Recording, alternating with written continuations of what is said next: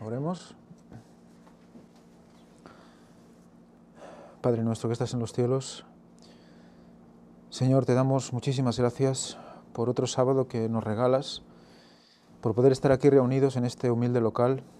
Gracias, Señor, porque al final hemos podido emitir de nuevo.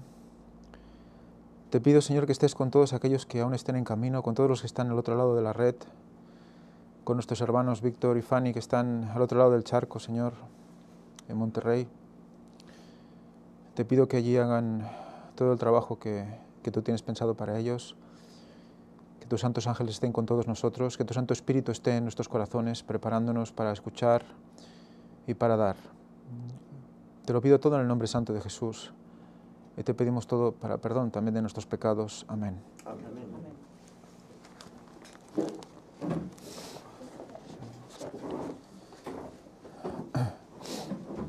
Muy bien. Bienvenidos todos a la escuela sabática de esta semana que se titula Mayordomos después del Edén. Vamos a ver que hay toda una serie de mayordomía que, bueno, nosotros hemos estado haciendo en las semanas anteriores la mayordomía de lo que era básicamente material, ¿no? Lo que el Señor dejó en nuestras manos a nivel material y que nosotros debíamos administrar, ya sea el dinero, ya sea las posesiones, incluso las amistades, ¿no? Lo que en la familiar, ¿no? Los familiares que nos ha puesto al lado, pero hoy vamos a afrontar, creo que la parte más importante de la mayordomía, hacia donde realmente deriva todo el resto de cosas, ¿no? Vimos cómo la mayordomía en las cosas sencillas, el hecho de hacer los pequeños trabajos de la mejor manera posible para el Señor, te formaba para cosas mayores, ¿verdad? Si en lo poco has sido fiel, en lo mucho te pondré, dice el Señor, ¿no? Y eso mucho es de lo que vamos a hablar hoy también, Es para lo que realmente vivimos. Porque un cristiano que no vive para lo que vamos a hacer hoy, ya no tiene sentido su vida. Hay algo que falta. Vamos a entrar en esto. Para eso vamos a leer el versículo para memorizar de 1 Tesalonicenses 2:4. Dice: sino que según fuimos aprobados por Dios para que se nos confiase el Evangelio, así hablamos. Fijaros lo que dice. Fuimos aprobados por Dios para que se nos confiase el Evangelio. Así hablamos. No como para agradar a los hombres, sino a Dios, que prueba nuestros corazones. ¿A quién tenemos que, que tener la preocupación, entre comillas, de mantener contento? ¿A quién queremos contentar, ¿no? Evidentemente es a nuestro Dios, a nuestro Creador, ¿no? Al que nos da la vida y nos da todo lo posible para poder vivir en Él. Si nosotros andamos sus caminos, le contentamos, ¿no? Y fijaros, lo interesante de todo esto es fuimos aprobados por Dios para que se nos confiase el Evangelio. ¿Fuimos aprobados porque hemos aprobado un examen personalmente cada uno? Todos tenemos como una licencia que dice aprobado por Dios, ya podéis empezar a hablar y a poder predicar. ¿En qué somos aprobados o en quién somos aprobados? Somos aprobados en Cristo.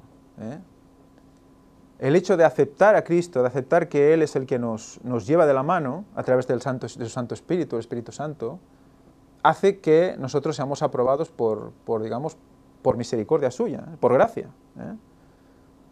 Y solo eso ya nos hace, pues nos capacita a través de la oración y el estudio para darlo todo lo del Señor, ¿no? Para ser mayordomos suyos. Y ahí es donde entra nuestra responsabilidad, ¿no?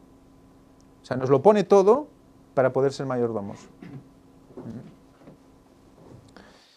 En la lección del sábado, sí, al final de todo, dice: al igual que con Adán y Eva, Dios nos confía responsabilidades de origen divino. Sin embargo, desde la caída del Edén, la tarea de la mayordomía ha cambiado, porque, junto con las responsabilidades de cuidar el mundo material, también se nos encomienda ser buenos mayordomos ¿de qué? De las verdades espirituales. Esa es la realidad. Cuando nosotros hablamos a los demás, ¿qué les estamos descubriendo sobre todo? Las verdades espirituales, que somos seres espirituales. Ahora digamos que hay una corriente en la cual ya se acepta la espiritualidad, ¿no?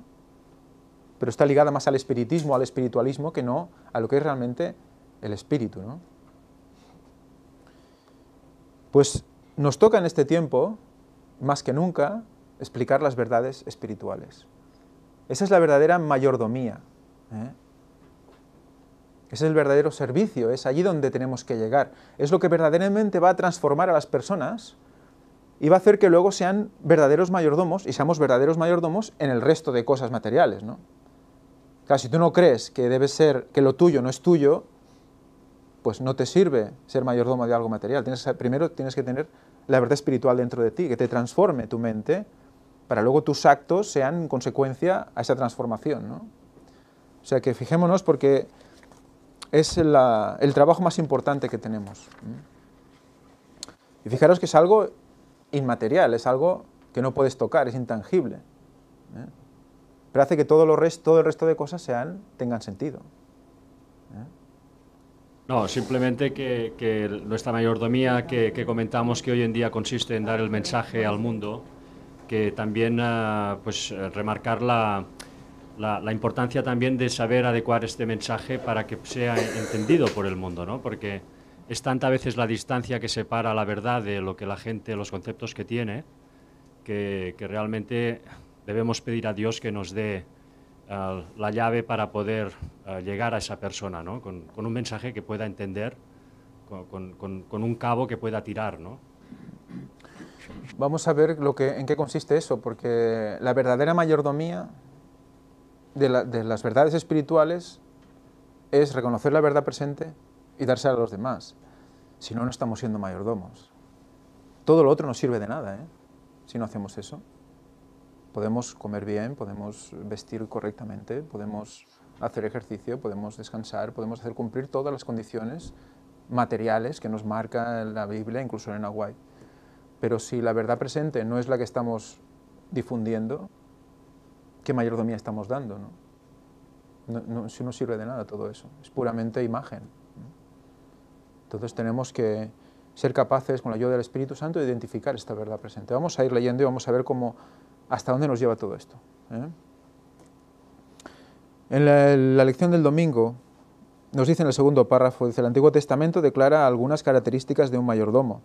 En primer lugar, la suya era una posición de gran responsabilidad. Los mayordomos se elegían por sus habilidades y recibían el respeto y la confianza de sus amos por hacer el trabajo. Ahora tenemos que imaginar siempre la posición de Dios y de nosotros, sus mayordomos, ¿no? ¿Somos elegidos desde cuándo somos elegidos? Desde el principio. Por lo tanto, elige al pueblo que quiere seguir a Cristo. Es la base primera, ¿no? Somos elegidos en Cristo, desde el principio, en Cristo. O sea, no es que caprichosamente el Señor diga, mira, este y los otros no, sino que nos da la elección, dice, sois elegidos en Él. ¿Queréis ser mayordomos míos? ¿Queréis ser los difusores de esta verdad? ¿Queréis tener salud? ¿Queréis tener gozo, paz, tranquilidad? Pues seguidme, ¿no? Sed mis mayordomos y al final seréis hijos, ¿no? De hecho, siendo mayordomos también somos sus hijos, ¿no? Pero seremos luego coherederos con Cristo, ¿no? En la herencia final, ¿no? O sea que la promesa es brutal y eso implica ya una responsabilidad de nosotros, ¿no? Ya nos somos elegidos, por lo tanto tenemos que responder a esa elección con la responsabilidad que nos toca, ¿no? Esta elección y esta promesa es para cada habitante de este mundo. Sí, sí. Lo único que luego tiene que tomar su decisión de seguir, aceptar a Cristo, seguir a Cristo o no. Entonces, si aceptas y sigues, entonces formas parte de esa promesa, si no, no. Exacto. Pero la promesa es para todos. Me refiero que tal vez la gente no crea que es que Dios ya de antemano sabe o define quién va a ser, ¿no? Antes de que incluso nazcamos. Lo ¿no? sabe seguro. Él lo sabe, pero que la oportunidad la tenemos todos. Sí, sí, Todos los desde habitantes, ¿qué hay ahora? 7.000 millones. Pues los 7.000 tenemos la oportunidad. Ahora, el que acepte, pues ese será. Sí, sí. El que no acepte, pues ese quedará fuera. Es lógico. Es predestinación en Cristo. Exacto. Estamos predestinados a la salvación en Cristo, ¿no? Luego siempre hemos dicho, y bueno, y cabe remarcar que en muchas ocasiones el Señor elige a personas muy concretas y tienen que ser esas personas. Hay momentos que dices, tiene que ser Él por lo que sea, ¿no? Entonces, también esto, el Señor tiene potestad y sabe quién va a responder y quién no va a responder, ¿no? Bueno, en este aspecto Él eligió a un primer Elías, ¿no? Eligió a un segundo Elías y hoy elige a un tercer Elías. Esto es impepinable. Son personas singulares. Desde antes de nacer ya Exacto. tenían una misión. Dice, en segundo lugar, los mayordomos sabían que lo que les había sido confiado pertenecía a su amo. Esta es la principal diferencia. Los mayordomos saben cuál es su lugar, es decir, no son dueños. O sea, ¿cuántas veces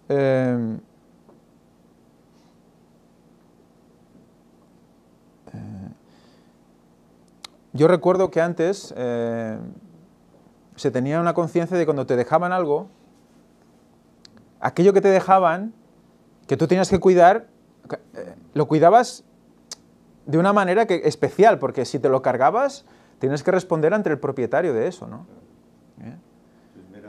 Claro, porque no ibas a cargarte eso que te habían dejado, ¿no? Y además a lo mejor era lo único que tenía y tú solo has pedido un favor y te lo ha dejado, ¿no? Pues un poco funciona así, ¿no? Ahora, bueno, tendría que ser así, pero parece que la cosa como que se degenera un poquito, ¿no? Y parece que nos dejan algo y, bueno, lo utilizamos, bueno, y si se rompe o lo que sea, pues bueno, oye, mira, lo siento, ha pasado lo que ha pasado, mira, hay que asumirlo. Se está perdiendo un poquito esa cortesía, ¿no? Y eso se repercute también en lo que nosotros, nuestra relación con el Señor, ¿no? El Señor nos ha dado cosas que tenemos que cuidar como joyas, ¿no? Como oro en paño, que se dice, ¿no? En la expresión. Porque no es nuestro, es suyo, ¿no? Y es de Dios, no es de un amigo terrenal, que también hay que cuidarlo, ¿no? Pero es de Dios, o sea, nos lo ha dado para su cuidado, nos lo ha confiado. ¡Wow! Eso es una responsabilidad, es una misión, ¿no? Para nosotros. En tercer lugar, cuando los mayordomos tomaban para uso propio lo que les había sido confiado, la relación de confianza entre ellos y su amo se dañaba. Ay, perdón, ¿sí? Ah, sí, se dañaba y los mayordomos eran despedidos. O sea, mira, esto me lo voy a utilizar para mi uso propio y ya me lo quedo para mí y ya déjame estar, ¿no? Yo ya me ocupo de esto para mi propio beneficio. Entonces, ese es el significado global de mayordomía, ¿no? Por lo tanto, tienes unos bienes espirituales, materiales, tangibles o intangibles, es igual, que se pueden tocar o que no, pero esos bienes tienen que ser para utilizarlos para la obra, para Él también, ¿no? Para llegar a los demás, ¿no? No solo quedártelos para ti, también tienen que hacerte bien a ti, pero si solo te los quedas tú, se van a estropear. Y entonces ya no serás un mayordomo, serás un ladrón, ¿no? Sí, sí. Estás robando a Dios cuando no estás dando lo que estás recibiendo, ¿no? Esto quizás es lo que más nos cuesta, ¿no? A los humanos, de enseguida nos hacemos nuestras las cosas que Dios nos da y nos da la sensación de que tenemos derecho a un disfrute y perdemos esta conciencia de que realmente somos un eslabón, ¿no? Que tiene que hacer su función y que todo está pues para beneficio de la obra de Dios, ¿no? Y eso es difícil de recordarlo continuamente, se nos olvida, ¿no? Ese veo, quiero, tengo, tengo, pasa con las cosas de los demás. Veo, quiero, tengo. Y si a alguien se le ocurre dejártelo, lo quieres tanto que ya te olvidas de que no es tuyo. ¿Cuántas veces nos ha pasado que alguien nos ha dejado un libro o una prenda o lo que sea? Te gusta tanto que la tienes en tu casa ahí en la estantería y no la devuelves. ¿Pero por qué no lo devuelves? ¿No? Te lo han dejado. Y que luego se cree que es suyo. Sí. Y luego el propietario dice, yo he dejado este libro y no sé a quién, y no me lo han devuelto y tengo que volver a conseguirlo porque era un gran libro y tal. O sea, eso nos pasa, ¿no? Con el dinero es con lo que pasa más. Bueno, sí, es un problema ese. Claro, el dinero en el momento que se recibe, se gasta, es más complicado de gastar, de devolver. Pero bueno, es ese concepto, ¿no? Llevado al nivel de lo sagrado, ¿no? Porque el Señor te está dando cosas que son sagradas, ¿no? Isaías 22, del 14 al 18. ¿Quién lo quiere leer? Isaías 22, del 14 al 18. Esto fue revelado a mis oídos de parte de Jehová de los ejércitos, que este pecado no os será perdonado hasta que muráis, dice el Señor, Jehová de los ejércitos. Fijaros, aquí está hablando de un pecado que alguien ha cometido. Para comprender mejor ese pecado, voy a leeros del 11 al 13 para ponernos en situación y así veremos por qué dice lo que dice después. Luego seguimos, ¿vale, papá? Hicisteis una alberca entre los dos muros para las aguas del estanque viejo, pero no mirasteis al que hizo esto, ni tuvisteis respeto al que lo ideó antiguamente. Por eso el Señor Jehová de los ejércitos llamó en aquel día a llanto y a lamento, a raparse el cabello y a vestir cilicio. Pero lo que hubo fue jolgorio y alegría, matando vacas y degollando ovejas, comiendo carne y bebiendo vino, diciendo, comamos y bebamos, porque mañana moriremos. ¿Os suena algo eso? Yo os dije, afligíos porque lo que habéis hecho no es correcto. Habéis ofendido. Habéis ofendido porque había una misión, había un uso principal para eso que se había construido y se degradó. Y digo, afligíos porque no habéis hecho lo que tenéis que hacer. ¿Y qué habéis hecho? Es igual, comamos y bebamos porque mañana moriremos. ¿A qué se asocia también este versículo muchas veces? A la situación actual. Del mundo actual. Exacto. Y sobre todo con respecto a qué evento. ¿A qué evento concreto de la historia? A la segunda venida de Cristo, al fin del mundo. La primera reacción de alguien que no conoce a Dios cuando recibe esta noticia es, bueno, pues comamos y bebamos que mañana moriremos. Como diciendo, la vida son 2 días, ¿no? O 3 días, estamos en el segundo, o algo así, ¿no? Entonces,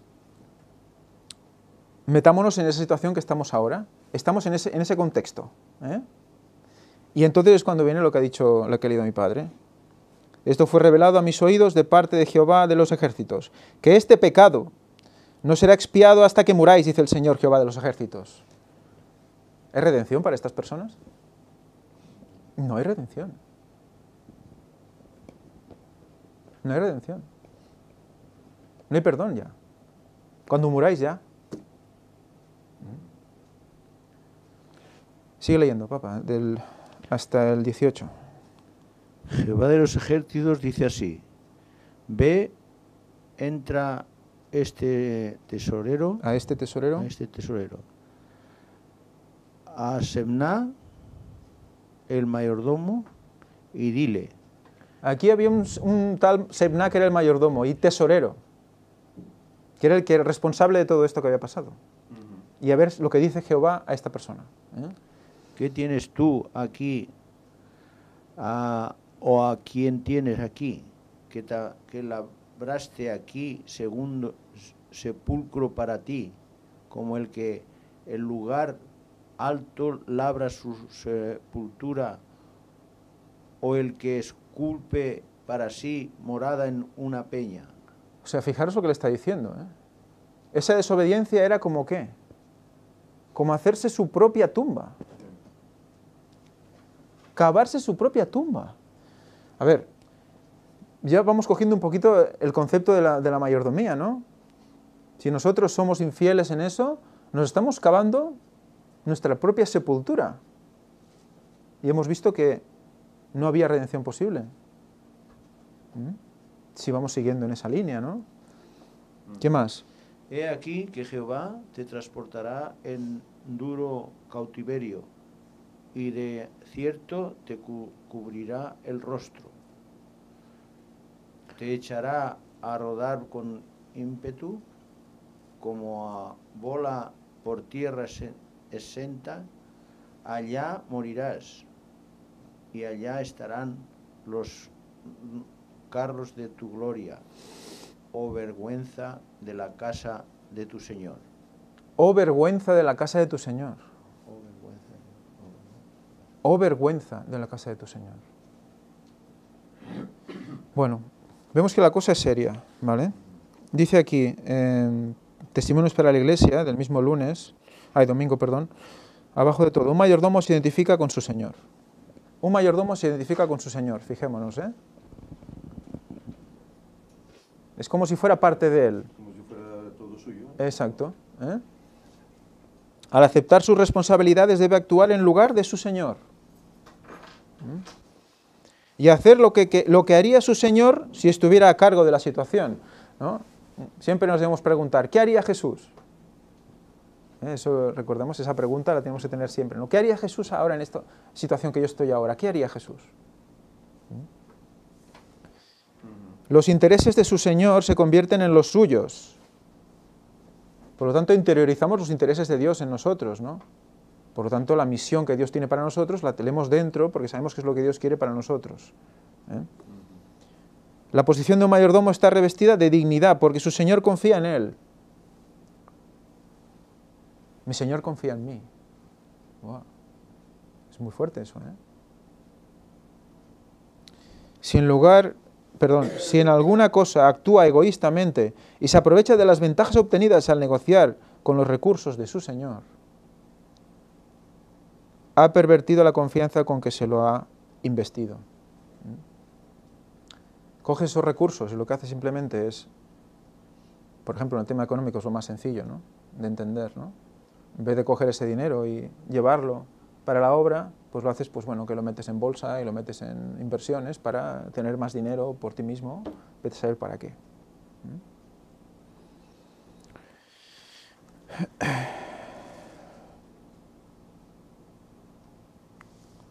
Muy bien, seguimos la lección del lunes.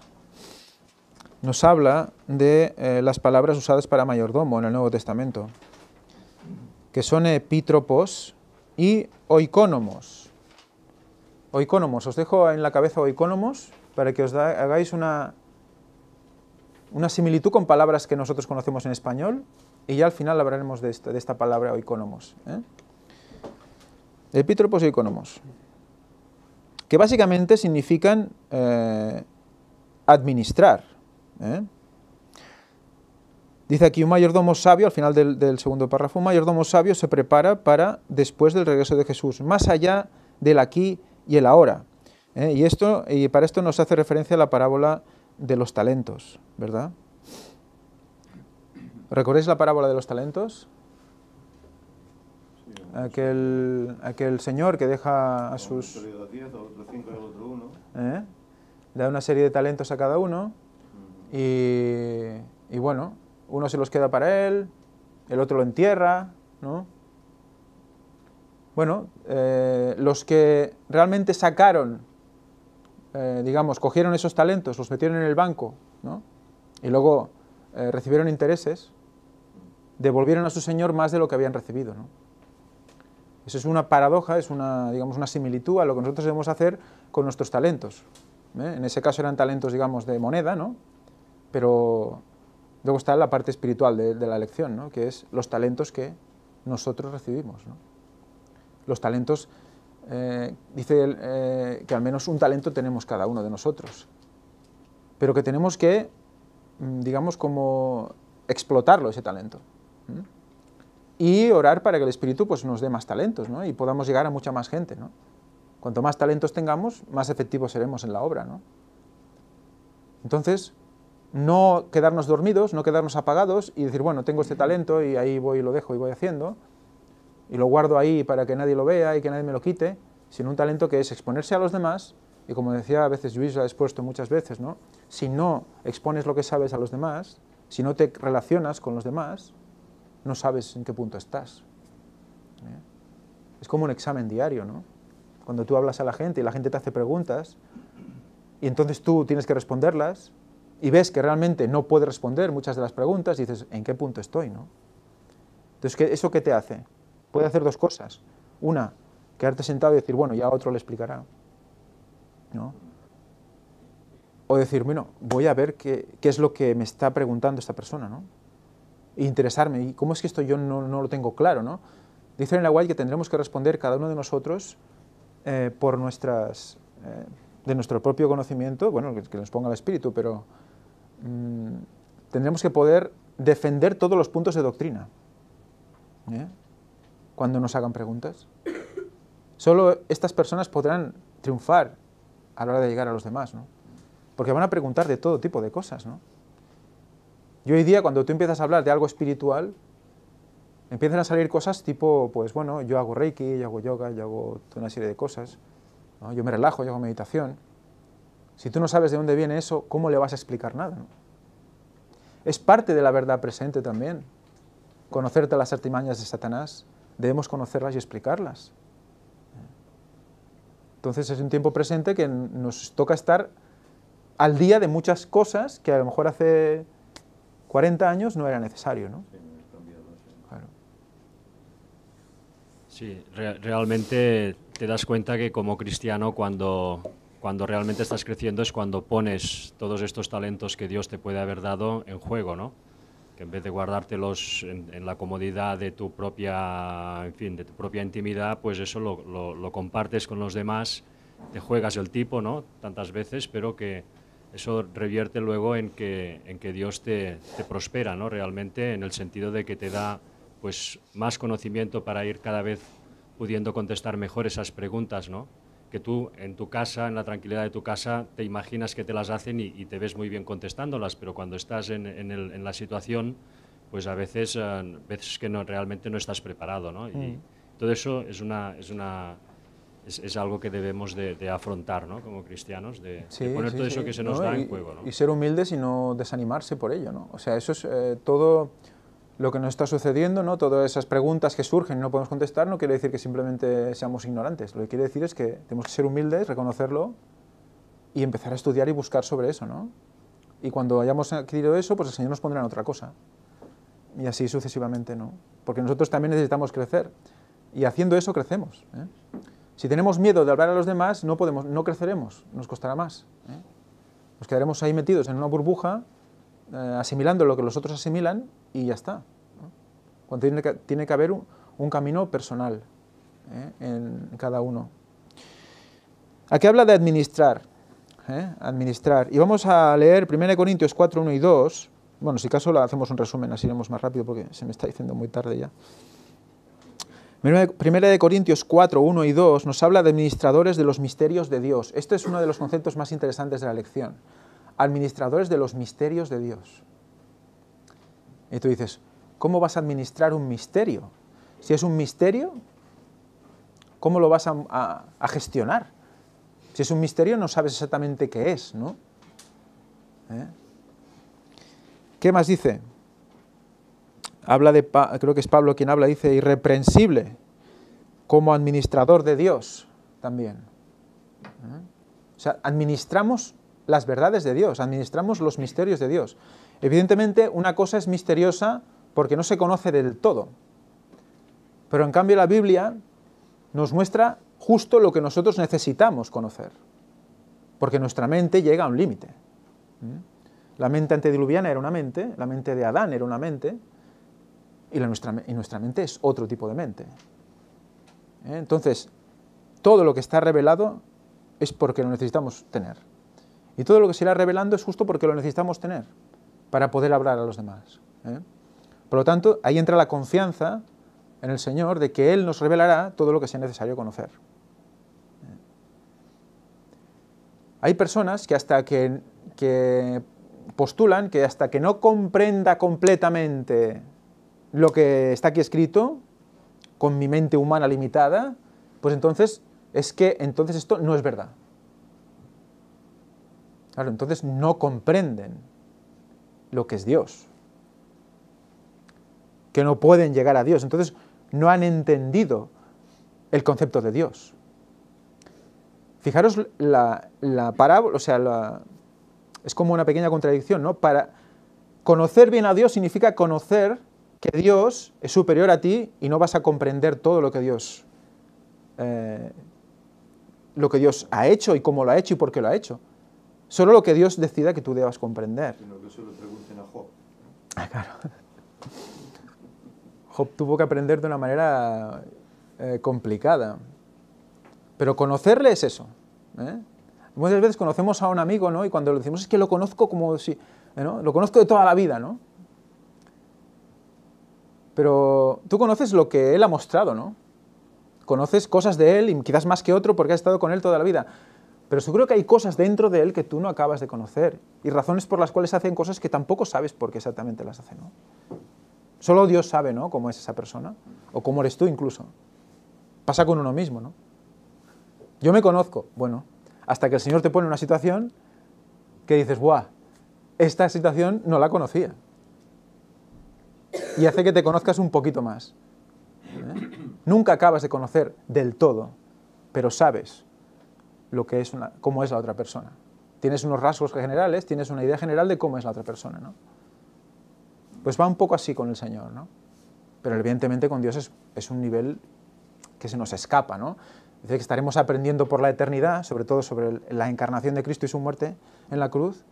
Vamos a estar toda la eternidad pensando sobre ello y descubriendo cosas nuevas. Pues dices, wow, ¿pretendemos comprender ahora la encarnación de Dios ahora mismo, ahora, hoy?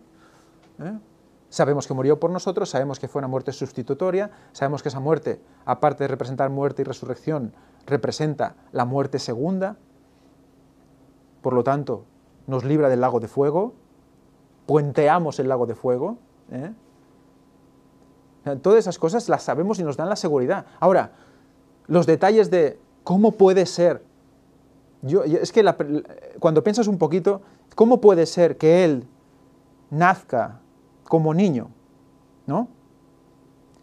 Y que al nacer como niño, cuyo padre es el Espíritu Santo, aún como niño, bebé, ahí, imaginaos el bebé ahí, acaba de nacer, ¿no? Ahí está manteniendo el universo en funcionamiento.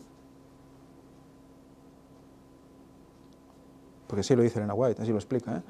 Aún encarnado mantenía el universo en funcionamiento, pero en cambio era un niño y aún no conocía la palabra. La madre lo instruye. Como hombre, aún no conocía la palabra. Hasta los 12 años que se pierde y se lo encuentran en el templo. ¿Qué le dice? Yo estoy aquí donde tengo que estar, en mi trabajo, ¿no? En los negocios de mi padre, dice, ¿no? Ahí ya sabe quién es. Pero hasta ese momento, su madre lo tuvo que instruir. Fijaros lo interesante de todo, ¿no?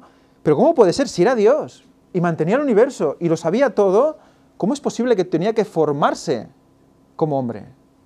Y que podía fracasar en la misión. ¿No se nos escapa absolutamente? Ese equilibrio hombre-Dios no se puede comprender. Pero es cierto, es ahí. Así lo explica la palabra, ¿no? Es que de hecho nuestra lógica, que gracias a Dios tenemos, ¿no? Porque Él nos la ha puesto, no puede ir más allá de las leyes de la naturaleza, ¿no? Entonces, todo lo que sobrepase a las propias leyes de la naturaleza para nosotros es imposible de abarcar, no podemos simplemente debemos de aceptarlo porque vemos que Dios es misericordioso, que nos ha dado cosas que sí podemos entender con nuestra lógica y que por lo tanto sabemos que todo lo demás también debe ser verdad y por lo tanto lo abrazamos. Pero si se va de las leyes de la naturaleza no podemos comprenderlo bien, ¿no? Exacto.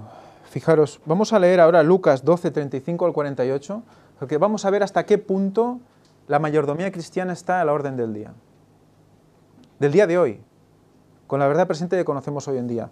Lucas 12, 35 al 48. ¿Quién lo quiere leer? Esté ceñida vuestra cintura y vuestras lámparas encendidas. Y vosotros sed semejantes a hombres que aguardan que su Señor vuelva de la boda, para que cuando llegue y llame, le abran enseguida. Dichosos los siervos a quienes el Señor encuentre velando cuando Él vuelva. Os aseguro que se ceñirá, los invitará a sentarse a la mesa y vendrá a servirles. Un momento. Primero el concepto de que en el momento que llama a la puerta, ¿qué pasa? Hay alguien presto a abrir, ¿verdad? ¿Por qué? ¿Por qué no tiene ni idea de cuándo llamará? No. Está ahí pendiente porque sabe que ahora va a llamar y cuando llama, flash, abre la puerta. ¿De acuerdo? Está velando, está muy pendiente del momento en el que ha de llamar Cristo. Y luego fijaros lo que dice después. Eso va en relación con lo que presentó Josep en la... Recomendable ver el culto que hizo Josep en la Santa Cena. Es relacionado con la venida de Cristo. La Santa Cena relacionada con la venida de Cristo. Y fijaros lo que dice aquí, en el versículo 37. A los que haya velando, dice, de cierto os digo que se ceñirá. ¿Qué hizo Jesús con la Santa Cena? ¿No se ciñó? Y hará que se sienten a la mesa. ¿No se sentaron? Y pasando cerca de cada uno, les servirá. Es un reflejo de la Santa Cena. Es un reflejo de la Santa Cena. ¿Y con qué está relacionado aquí? Con el momento de la venida de Cristo. El momento justo de la venida de Cristo, ¿eh? Seguimos, ¿qué dice? Hasta el 38, ¿no? Hasta el 48.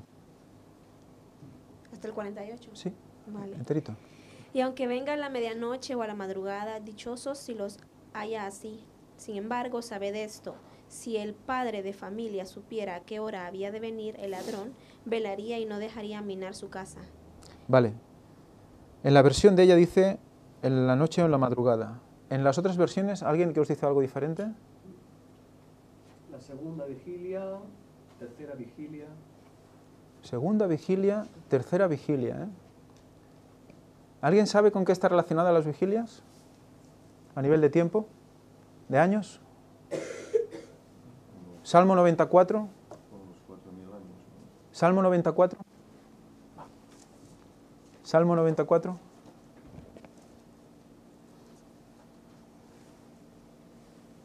Quien lo encuentre, que lo lea, por favor. 1000 años delante de tus ojos son como el día de ayer, que pasó, y como una de las vigilias de la noche. 1000 años son como el día de ayer que pasó, ¿y como qué? Como una de las vigilias de la noche. ¿Y qué dice? Que cuando dice que vendrá este hombre, que vendrá el que ha de venir, entre la segunda y la tercera. puede ser segunda o la tercera, ¿no? Ese 2 y ese 3, ¿a qué nos está haciendo referencia? 2000 años, tercer milenio. Nos está diciendo que en el cambio del 2 al 3, en el punto, será segunda, será tercera, hay un punto ahí, 2, 3, 2000 años, tercer milenio, sabiendo que las vigilias hablan de milenios. ¿Vemos en qué concepto, todo el rato dónde estamos hablando? Todo el rato estamos yendo a lo mismo. Está en la puerta preparado para abrir. Es la Santa Cena que está, ¿qué? ¿Qué proclamamos con la Santa Cena? Su venida hasta que Él vuelva, ¿no? ¿Cierto? Estamos recordando su venida hasta que Él vuelva. Está aquí representada, por lo tanto, está clarísima su segunda venida aquí. Y además, el tema de los milenios, con las vigilias, en la noche, sabemos que estará oscuro cuando Él venga. Por lo tanto, todo el rato está como poniendo un punto, situación de cómo esperar, cómo debemos esperarle y poniéndonos en una situación para comprender cuándo viene también.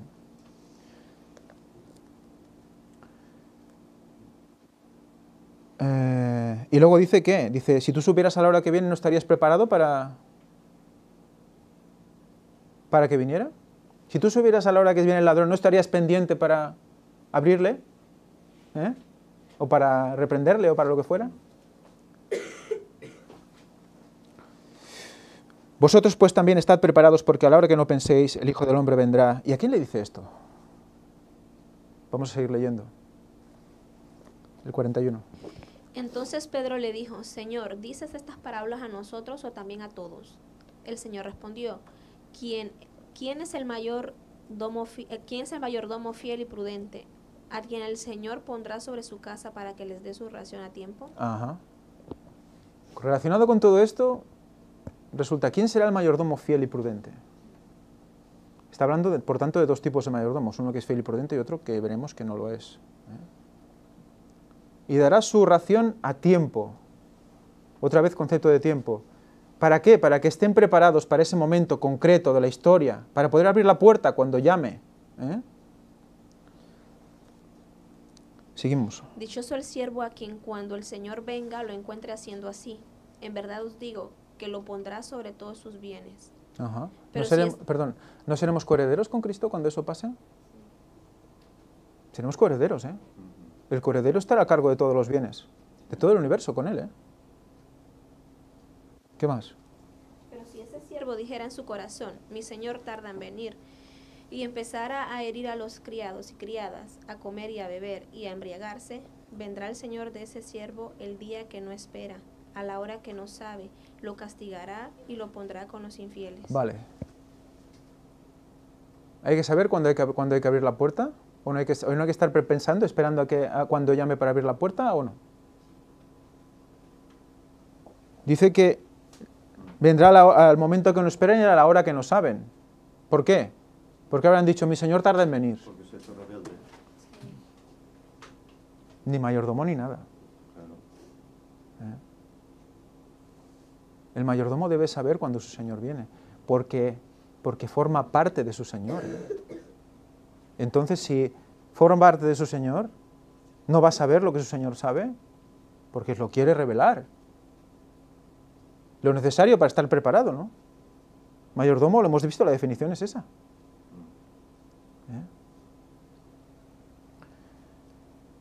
Y empieza a comer, a beber y a embriagarse ya, dice, bueno, como tarda en venir ya esto no...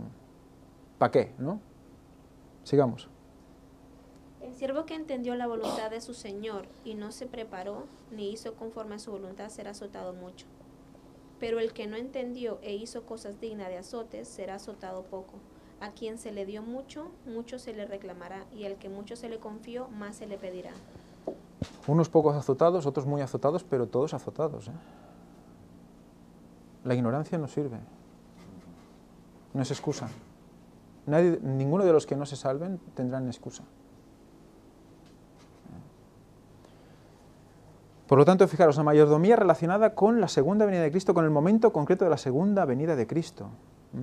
Por lo tanto, ¿somos mayordomos fieles si no proclamamos el momento de la segunda venida de Cristo? ¿Somos mayordomos fieles?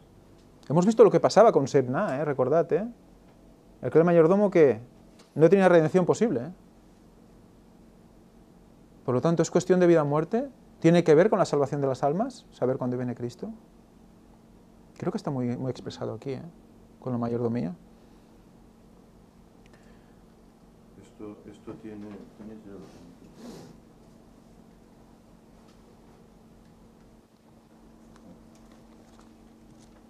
Esto tiene que ver con lo que la lección muestra, no sé si en este apartado más adelante, acerca de la tardanza, ¿no? La tardanza, es que la tardanza no sé quién se la inventó, pero... No. Bueno, es en este... Cuando dice, el Señor no retarda su promesa como algunos tienen, por costumbre pensar, ¿no? Es decir, que no hay tardanza. No. Él sabe cuándo será, pero es que aparte anuncia cuándo. No dice el día y la hora, pero se puede saber mucho. Porque hablando de los misterios, bueno, los 6.000 años no están reflejados en la Biblia. 6.000 años de pecado y Cristo viene. No se encuentra, pero en cambio si indagas los descubres. Igual que el juicio investigador no está en la Biblia, pero si investigas te das cuenta que existe un juicio investigador previo, ¿no? Hay cosas que sacamos de contexto y que nos perdemos en ella y de ello hacemos una doctrina. La tardanza, es que la tardanza no existe. No hay tardanza. El Señor vendrá cuando tenga que venir, porque Él sabe cuándo es el momento. Pero lo positivo es que sus siervos, los fieles, también sabrán, abrirán la puerta, como dices tú, ¿no? Es que es el mayordomo. El mayordomo abrirá... claro, es que fijaros, ¿qué nos dice palabras a la manada pequeña? Creo que es, ¿no? ¿Palabra a la manada pequeña es? Sí. Dice, ¿cómo podemos pensar que el Hijo no sepa el momento de cuándo Él va a venir si es Dios, ¿no? Entonces, la siguiente pregunta es, sabiendo lo que representaba el mayordomo en la palabra de Dios, en la Biblia, que era incluso a veces era más que un propio hijo, llevaba era la persona de confianza del propietario. Mirad a José. José, con Potifar, era su mano derecha.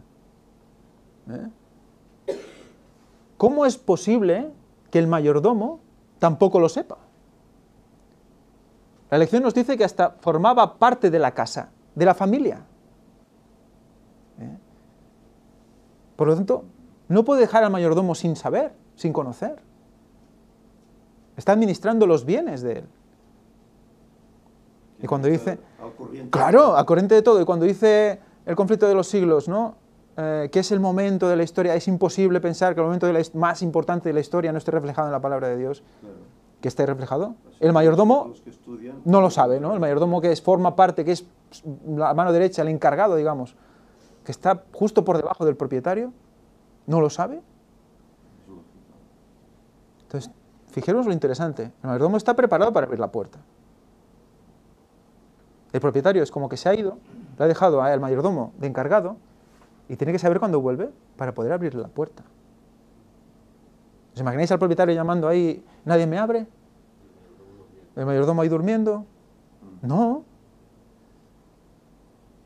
O dormido en la puerta así, ¿no? Como las vírgenes, ¿no?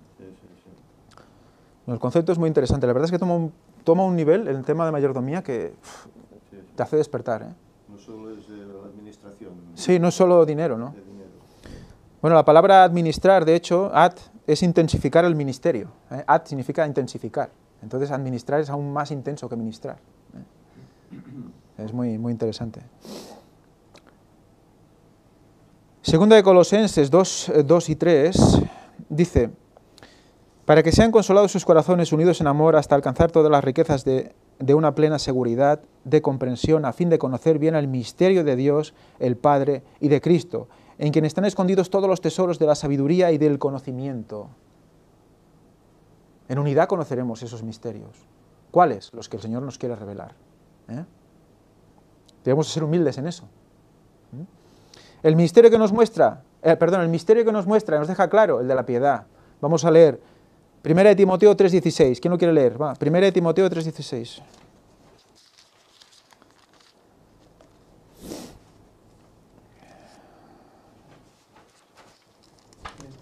3:16.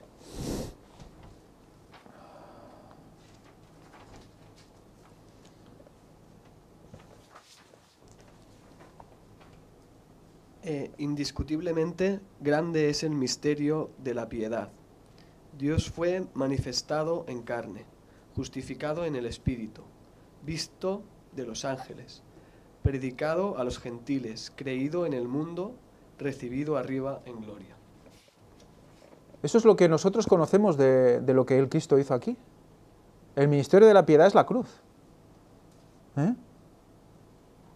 Perdón, el misterio de la piedad es la cruz. Primer misterio, Dios fue manifestado en carne, es una evidencia, ¿verdad? Dios fue manifestado en carne, es evidente, es verdad, es cierto. ¿Comprendemos eso? No, pero sabemos que es cierto. ¿No?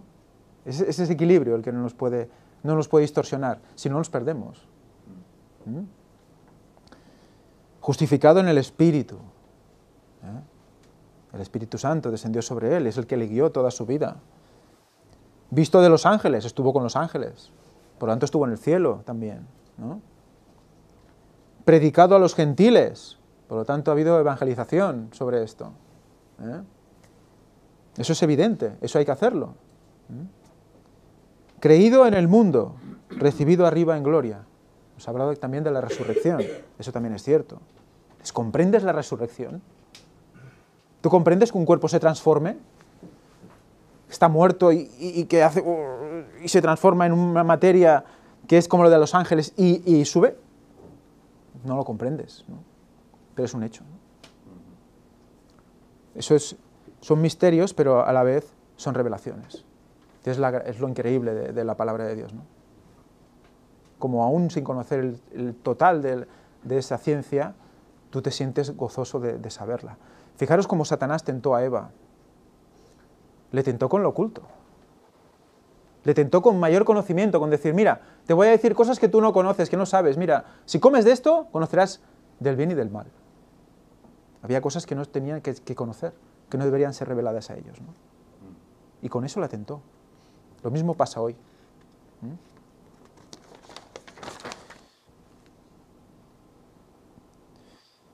Entonces, el mayordomo nos dice la lección del miércoles que tiene una armadura. No nos deja solos ahí ante el peligro, ¿verdad? Dios nos envía de mayordomos, pero nos da una armadura. Se va, dice, volveré, pero nos deja con una armadura. ¿Y esa armadura qué es? El cinturón de la verdad, la coraza de la justicia. El apresto del Evangelio. ¿El apresto qué es? Pues, ¿no? Pam, pam, pam, pam, ¿no? Los zapatos, el apresto del Evangelio. Venga, va, muévete, haz algo, predica todo esto, ¿no? Nos da el vigor para poder predicar, las herramientas, ¿no? El escudo de la fe. Todos son cosas intangibles, ¿eh? Pero eso nos mantiene vivos, nos mantiene velando y alertas para ser buenos mayordomos y poder abrir la puerta a tiempo. El yelmo de la salvación, el yelmo se ponía en la cabeza, recordemos, por lo tanto, cubre tu mente, protege tu mente, la salvación protege tu mente, para que no te desvíes ni a derecha ni a izquierda. Cuando tú tienes la salvación en tu mente, no te para nada, ¿no? Y la espada del Espíritu, que es la palabra de Dios. Con eso luchas, ¿verdad? Con eso puedes hablar con la gente, ¿no? Clavas la espada y a veces cuando la clavas hasta el fondo haces que la gente llore, ¿no? Reaccione. Porque has dicho, mira, una estocada de la palabra de Dios, y, ¡guau! Y esa persona reacciona, ¿no?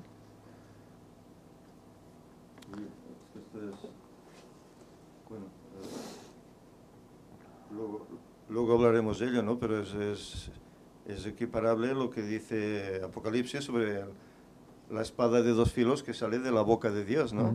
Pero en cambio esa espada de dos filos no es esta, no es la palabra de Dios. Es otro tipo de espada con otra comisión, por así decir, de la que hablaremos. Pero hay un paralelismo entre la espada de dos filos en un lugar con un significado y en otro con otro significado. Mira, pues luego hablamos de esto, ¿eh? Va a ir genial. El libro de la Educación dice, solo se puede leer debidamente la enseñanza de la naturaleza a la luz que procede del Calvario. Hágase ver por medio de la historia de Belén y de la cruz cuán bueno es vencer el mal y cómo constituye un don de la redención cada bendición que recibimos. Cada bendición que recibimos es un don que proviene de la redención, o sea, ¿de qué? De la muerte de Cristo en la cruz. Como Él murió en la cruz, podemos tener bendiciones. Porque somos aceptos, propicios en Él. Por lo tanto, al ser mayordomos de su verdad y al luchar con la armadura, ¿qué hacemos? Recibir sus bendiciones. Para poder seguir luchando. ¿Cómo podremos seguir luchando sin sus bendiciones? Seguimos por fe, porque tenemos el escudo de la fe, ¿no? Por los dardos del maligno van pegando en el escudo de la fe. Si nosotros quitamos el escudo porque estamos cansados de aguantarlo, pero nos cansamos, y nos cantamos, pues los dardos nos pegan, ¿no? Entonces, cuando quedan ahí clavados, luego quítalos, ¿no? Es complicado, ¿verdad? La lucha es peor, es más complicada. Te hieren, pueden ser Claro, mortales. claro, te hacen daño. Claro. La fe siempre tiene que estar puesto el escudo. La lección del jueves tiene otro texto de Elena White y es sobre la responsabilidad del mayordomo, ¿no? Que Dios desea colocar al hombre en una relación directa con Él. Es lo que desea Dios, para nosotros. Relación directa con Él. Él conoce el principio de la responsabilidad personal en todos sus tratos con los seres humanos. Intenta promover un sentido de dependencia personal y mostrar la necesidad de una dirección personal. Sus dones son confiados a los hombres en forma individual. Cada uno tiene una responsabilidad concreta. Cada persona ha sido hecha un mayordomo de responsabilidades sagradas. ¿Qué es sagrado? El concepto sagrado, santo, apartado para uso santo. Por lo tanto, es una cosa que no se puede tomar a la ligera, ¿no?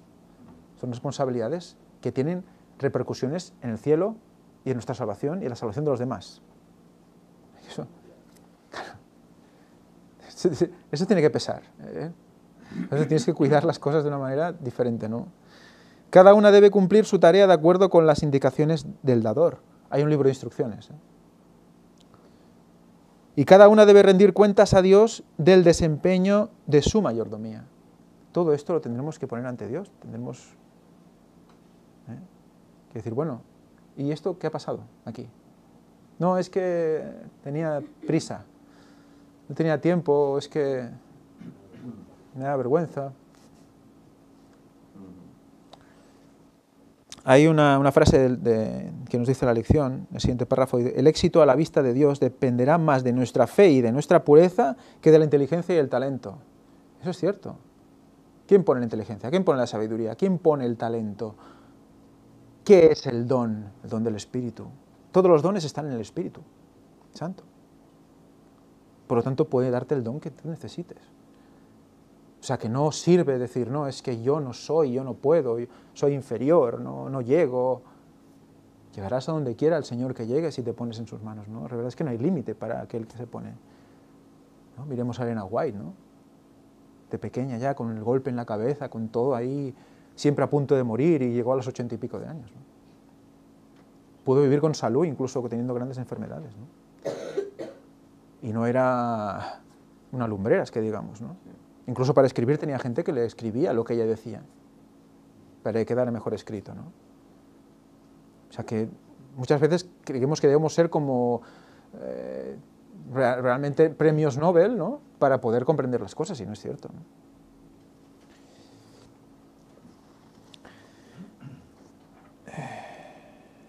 La palabra de Dios es una cosa viva que nos abre el entendimiento a todos, ¿no? Tengamos el nivel que tengamos a nivel mental, no por tener mucho nivel mental a veces entiendes mejor las cosas, ¿no? No tiene nada que ver, es decir, que es Dios el que abre camino en nosotros, ¿no? Y nos da el entendimiento. Y muchas veces el querer tener un nivel superior de mente o de inteligencia hace que nos obsesionemos con ciertas cosas y no veamos la realidad, ¿no? Dice, es la sencillez y la humildad de corazón lo que hace que captes o no captes. Si en ti hay ego, pues no puedes captar, es imposible. Fijaros, eso no te entra. Lo que dice Elena White en Conducción del Niño con respecto a la educación, dice, si tuviéramos que elegir entre dos lecciones, no podríamos dar ninguna lección más a nuestros hijos, tuviéramos que elegir entre dos lecciones, una lección teórica de conocimiento y una lección práctica de la vida diaria, como por ejemplo lavar la ropa, los platos, el no sé qué, dice, indudablemente la lección práctica. Esto sería mucho más beneficioso. Déjense los libros. Indudablemente la lección práctica. Por todo lo que aporta a la persona en su mayordomía, es decir, en las pequeñas cosas, hacerlo todo bien, hacerlo todo correcto para el Señor, eso hace más por esa salvación de esa persona que conocer toda la palabra de Dios y quedarte sentado en el sofá y no hacer absolutamente nada, ¿no? Está aplicando el Evangelio más a esa persona que el que conoce todo, ¿no? Eso te tumba, ¿eh? Te tumba. ¿Quiere decir que no hay que estudiar? No, no quiere decir eso. Quiere decir que no podemos obviar las pequeñas cosas, porque son la que realmente nos da el gozo y la felicidad, dice Elena White. El gozo y la felicidad vienen por esas pequeñas cosas diarias, gestos de cortesía, esa limpieza, esa higiene, eso es lo que te da gozo y tranquilidad. Y en el trabajo es cuando te das más cuenta de que te estás disciplinando, ¿no? Digamos, coger buenos hábitos en las pequeñas cosas luego te habilita para cuando recibes el conocimiento poder de alguna forma entenderlo, aceptarlo y aplicarlo, ¿no? Te habilita, ¿no? El hacer bien las cosas pequeñas, ¿no? Te prepara para lo grande, que es lo espiritual, al final. Te prepara para comprender lo espiritual, porque hay un equilibrio entre cuerpo y mente. Tú haces una cosa, el cuerpo lo hace bien, y entonces eso repercute en tu mente, ¿no? Te da confianza, te da seguridad también, hacer las cosas bien. Y al final, ya el viernes, vamos a hablar sobre esa palabra que hemos dicho, ¿no? Oikonomos. Oikonomos, que es una palabra para el mayordomo, que también se dice oikonomía. ¿Suena de algo? Mayordomo es economía. Es economía. La palabra viene de ahí. Y si lo buscáis, economía, dice raíz griega oikonomos. Por lo tanto, fijaros cómo... Y luego el significado es el que está sobre una casa. Sobre una casa. Por lo tanto, está administrando una casa. Y en una casa hay familiares. Hay personas, hay cosas, pero también hay personas. Es impresionante, el significado. Es un ministro. Es un ministro. Todo lo que hemos dicho tiene que ser una definición de un ministro. Y todos nosotros debemos ser ministros y administradores de nuestra casa. De lo que podemos administrar, ¿no? Imaginaos ahora entendemos esa figura del padre de familia como Cristo, administrador de la familia, mayordomo también de la familia, que le ha puesto la familia a Dios a su cargo, ¿no? Todo liga, todo se va comprendiendo, ¿no?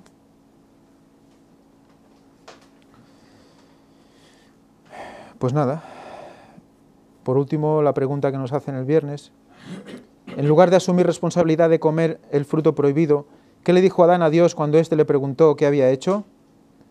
Uy, eso fue ella, fue ella que me lo dio y claro, no me pude negar, ¿no?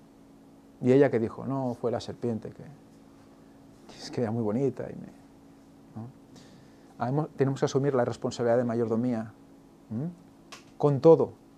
Las equivocaciones también las podemos asumir, tenemos abogado, por lo tanto, no somos superhéroes. No somos superhéroes, tenemos una armadura, pero esa armadura no implica que no podamos caer, como hemos dicho antes, ¿no?